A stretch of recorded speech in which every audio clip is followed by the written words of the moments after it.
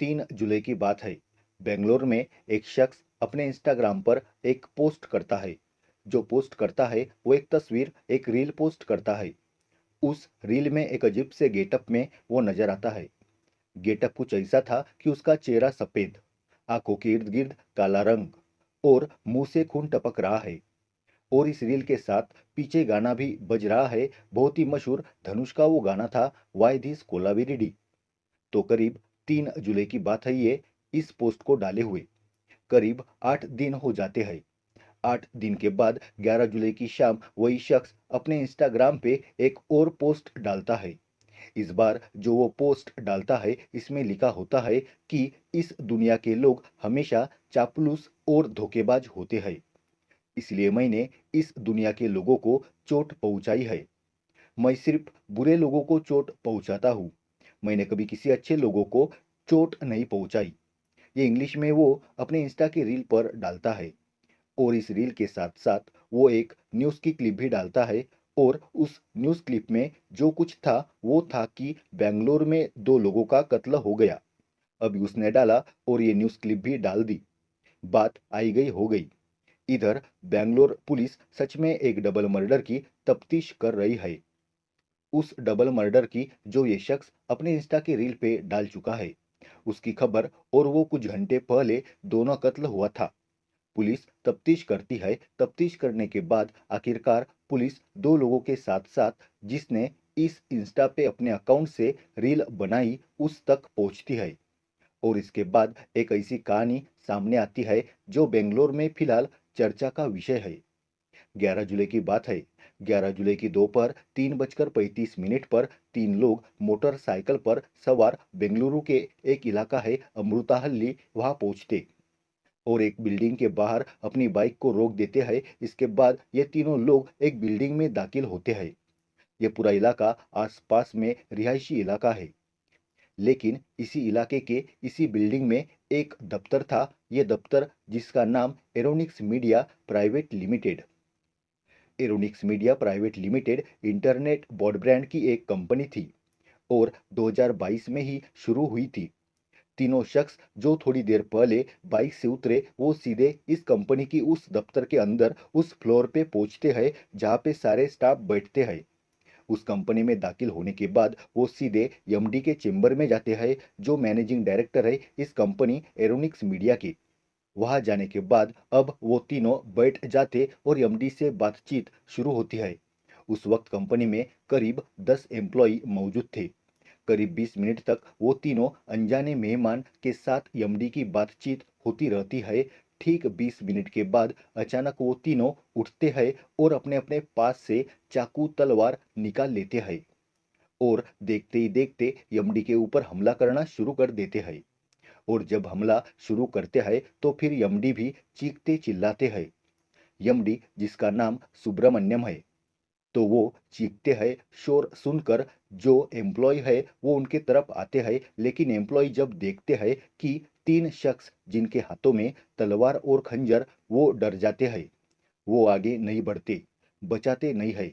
लेकिन इसी बीच ये चीख पुकार की आवाज कंपनी के सीईओ तक भी पहुंची और जो सीईओ है वहां पर वो भी वहां पहुंच जाते हैं इस आवाज को सुनकर। अब सीईओ मिस्टर विनु कुमार, 28-30 साल दोनों की उम्र, तो कंपनी के एमडी यानी मैनेजिंग डायरेक्टर पर तलवार और चाकू से हमला हो रहा है। और फिर जब सीईओ ने सुना वो भी उस चैम्बर में दाखिल हुए तो उन्होंने बीच में रोकने की कोशिश की, लेकिन हमलावरों ने विनु कुमार पर भी हमला करना शुरू कर दिया। दोनों को बुरी तरह से तलवार और खंजर से मारा और इसके बाद जब उन्हें लगा कि अब इनके बचने की उम्मीद कम है, तीनों वहां से निकलते हैं। और जो बाकी एम्प्लॉय है डरे सहमे है उसी बिल्डिंग में, उनको धमकाते हुए कि कोई पीछा ना करे और कोई पुलिस को ना बताए, वहां से निकलते हैं और भाग जाते। उनके जाने के बाद बाकी एम्प्लॉय में हिम्मत आती है। वो फौरन उन्हें उठाते हैं, गाड़ी में बिठाते हैं, नजदीकी अस्पताल में ले जाते हैं। इतनी देर में पुलिस को भी खबर कर देते हैं। पुलिस भी पहुंच जाती। जब एमडी और सीओ दोनों को अस्पताल ले आए तो डॉक्टरों ने चेक करने के बाद कहा कि अब इनमें कोई जान नहीं है, दोनों की मौत हो चुकी थी। तो यहाँ पर एक शख्स इंस्टा पे रील डालता है कत्ल से पहले और डबल मर्डर करने के बाद मैसेज डालता है। फिर बैटमैन कॉमिक्स सीरीज के जो जोकर का कैरेक्टर है उससे भी प्रभावित है और उस तरह की चीजें करता है। तो ऐसी कई चीजें कई बार अलग अलग होती है, कातिलों की सोच और ये सारी चीजें। अब जब मौत हो गई इसके बाद दो मर्डर का केस अब बेंगलोर जैसे शहर में एक दफ्तर के अंदर घुसकर तलवार और चाकू तमाम एम्प्लॉय के सामने दो लोगों का कत्ल, वो भी कोई दो छोटे मोटे नहीं बल्कि एक कंपनी के एमडी और एक कंपनी के सीईओ। तो मामला बड़ा था।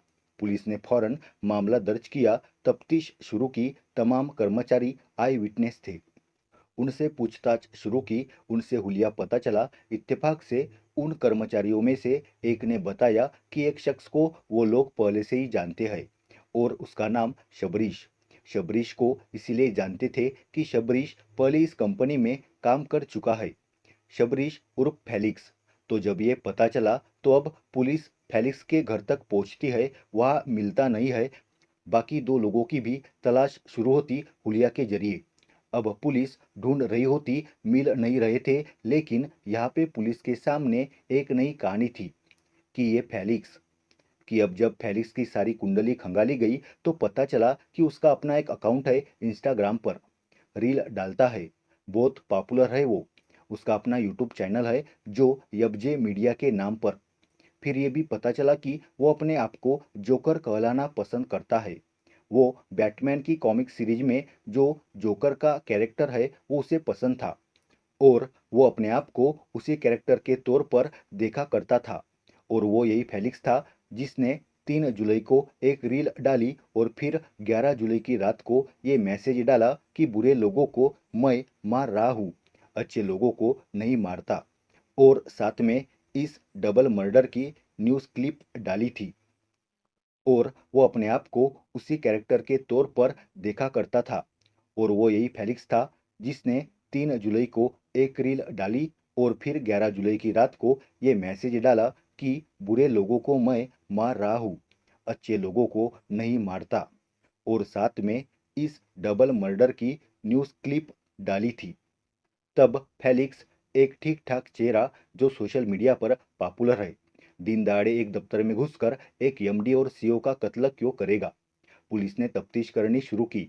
इस दौरान में उन दोनों की तलाश भी हो रही है। अब पुलिस जो है कुंडली भी खंगाल रही है फेलिक्स की। तो पता चला वो हमेशा अपना नाम है वो यबजे लिखा करता था सोशल मीडिया पर, इंस्टा हो या उसका यूट्यूब चैनल या फेसबुक हो, यबजे फॉर फेलिक्स और जे फॉर जोकर। अब इस यब्जे की तलाश शुरू हुई। पूरी रात निकल गई लेकिन फिर सुबह तक यब्जे और उसके साथ जो दो लोग उस दफ्तर में गए थे, यब्जे पहले पकड़ा गया। यब्जे के जरिए उन दो लोगों के नाम और पते पता चले तो उन दोनों को भी उठाया गया। तो ये 3 नाम थे।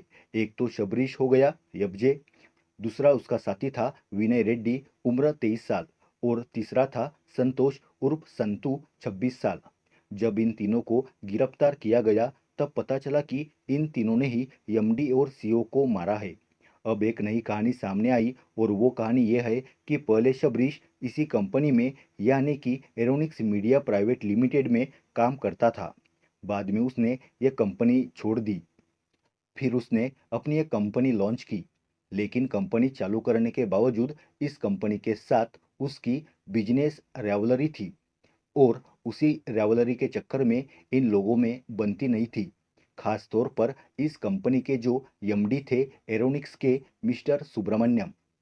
तो कल वो मिस्टर सुब्रमण्यम से ही मिलने के लिए गया था, लेकिन तैयारी के साथ गया था क्योंकि अगर तैयारी ना होती तो अपने साथ तलवार चाकू ये सब लेकर नहीं जाता। तो कल वो मिस्टर सुब्रमण्यम से ही मिलने के लिए गया था, लेकिन तैयारी के साथ गया था क्योंकि अगर तैयारी ना होती तो अपने साथ तलवार चाकू ये सब लेकर नहीं जाता। तो तैयारी के साथ गया और उसके बाद फिर बात बनी नहीं तो उसने उनके ऊपर हमला कर दिया। अब पुलिस ने गिरफ्तार किया। लगा अब मामला खत्म, कहानी खत्म, क्योंकि तीनों जो हमलावर थे विटनेस भी सारे पहचान गए, वो पकड़े गए। लेकिन जब उनसे तफ्तीश जारी थी तभी कहानी में एक नया ट्विस्ट आता है। देर रात पुलिस एयरपोर्ट से एक शख्स को उठाती है और इस शख्स का नाम आज़ाद है। तो ये शख्स दिल्ली से बेंगलोर जा रहा था और रात को ही पहुंचा था। जैसे ही वो पहुंचा वहां पर तो पुलिस ने उसको उठा लिया। ये भी एक बैड ब्राउन कंपनी का ऑनर है, मिस्टर आज़ाद। अब सवाल ये हुआ कि जो तीनों कातिल थे उनको पकड़ लिया। सवाल ये भी था कि उनमें से एक की बिजनेस राइवलरी थी, यानी कि एफजे की, तो कहानी खत्म हो गई। लेकिन फिर ये आज़ाद बीच में कहाँ से आ गया और इसका इस कत्ल से क्या लेना देना था? तो पता चला कि अभी तक ऑफिशियल पुलिस बेंगलुरु पुलिस ने इसको कंफर्म नहीं किया है, लेकिन खबर यही आ रही है कि दरअसल यबजे यानी कि फेलिक्स और बाकी के जो ये दोस्त थे साथी, ये मोरा थे।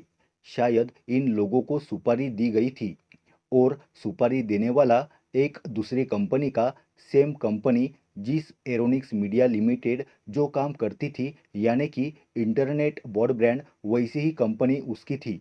और शायद कंपनी के बीच में आपसी लड़ाई थी। तो आज़ाद ने ही इन तीनों को तैयार किया। आज़ाद ने सबसे पहले फेलिक्स को पकड़ा। फेलिक्स के साथ वैसे ही कंपनी की लड़ाई थी, क्योंकि वो पुराना मुलाजिम वहाँ का रहा था, बाद में छोड़ दिया। तो आसान शिकार था इस काम के लिए। तो पहले फेलिक्स को पकड़ा गया, फिर फेलिक्स के साथ और दो लोगों का इंतजाम किया, संतोष और विनय का। और इस तरीके से इन तीन लोगों ने प्लान किया और 11 जुलाई को 3:35 पर दफ्तर पहुंचे और वहां उस कंपनी के एमडी और सीईओ दोनों को मार डाला। अब आज़ाद को पुलिस ने उठा लिया है। अब कड़िया ये जोड़ दी है कि आज़ाद ही इसके पीछे मास्टरमाइंड है और उसने ही फेलिक्स को सुपारी दी है। तो इसमें आज़ाद का इंटरेस्ट क्या है? क्या ये सिर्फ बिजनेस राइवलरी है या इसके पीछे की कहानी भी कुछ है? और जहाँ तक पूरी क्राइम सीन और अभी तक की विटनेस से पूछताछ के बाद पुलिस इस नतीजे पर पहुंची है कि शुरुआत में ये तीनों जो गए थे, इनका टारगेट सिर्फ एक था और वो कंपनी के एमडी मिस्टर सुब्रमण्यम थे। सीईओ बीच में आ गया तो इसीलिए मारे गए। तो उस एमडी के साथ क्या दुश्मनी, आजाद के एमडी से क्या लिंक है, आजाद शबरीश तक कैसे पहुंचा, ये उस सारी चीजें हैं जो बेंगलोर पुलिस खंगाल रही है। और उम्मीद यही है कि जल्दी ही ये केस सामने आ जाएगा। ये थी आज की कहानी। मिलता हूँ आपसे एक नई सच्ची कहानी के साथ। चैनल पे पहली बार आए हो तो चैनल को सब्सक्राइब करके अपना प्यार जरूर दीजिएगा। आप हमेशा खुश रहिए। जय हिंद।